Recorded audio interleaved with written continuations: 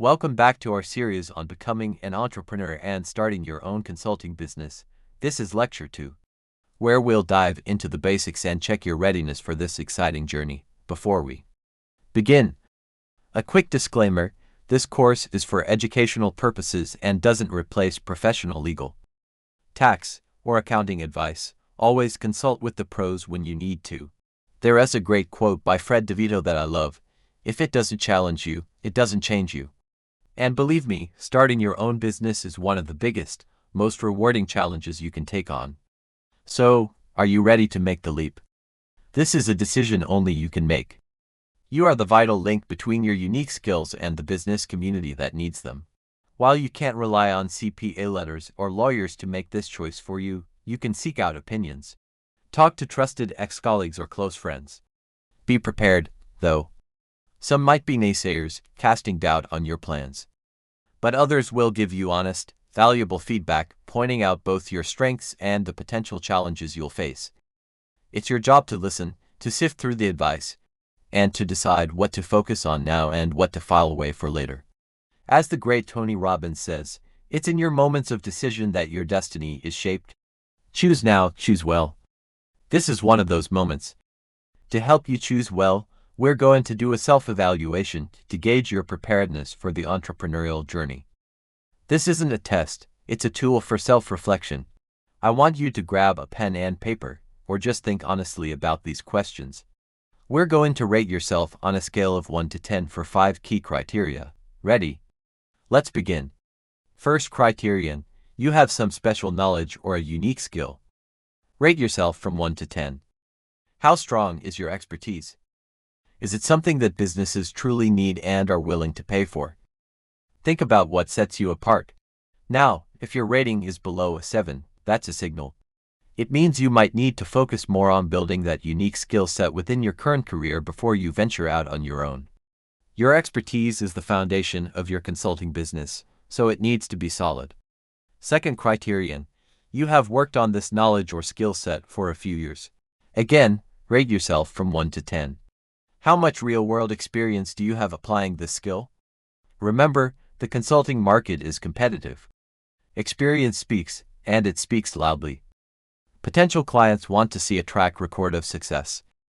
If you rated yourself below a 4 here, it might be a sign that you need to spend more time honing your craft in your current job. Gaining a few more years of experience can make all the difference when you're trying to win your first clients. Third, let's talk about prior experience.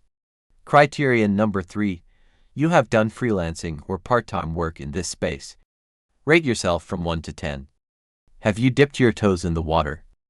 Maybe you've taken on a few side projects or helped a friend's business. Having some experience here is a huge advantage. It gives you a taste of what it's like to work for yourself, manage a project from start to finish, and deal directly with a client. The main difference when you go full-time is that your focus shifts to being 100% on your own business. But any prior freelancing experience, no matter how small, is a great stepping stone. Now for a big one. Criterion number 4: you have self-confidence. On a scale of 1 to 10, how much do you believe in yourself and your ability to succeed? For this one, I'd suggest you need a minimum score of 5 or above. Why? Because this journey is a marathon, not a sprint. You'll need to sustain your efforts for months, maybe even years. This isn't a hobby, it's your livelihood. Things will not always go as planned. You'll face setbacks, rejections, and moments of doubt. But it's your self-confidence that will carry you through. It's the fuel that keeps you going when the tank feels empty. Your belief in yourself must be unwavering. Finally, criterion number 5: you can multitask and you love to have a variety of actions on your plate. Rate yourself from 1 to 10. Let's be honest, probably no one gets a perfect 10 here. Because being an entrepreneur is a juggling act. But a score of 5 or above shows that you have the openness and flexibility required. Think about it: as an employee, you mostly did what your manager asked. Now, you are the management. You're not just the consultant doing the client work. You're also the CEO, the CFO, the head of marketing, and the office administrator.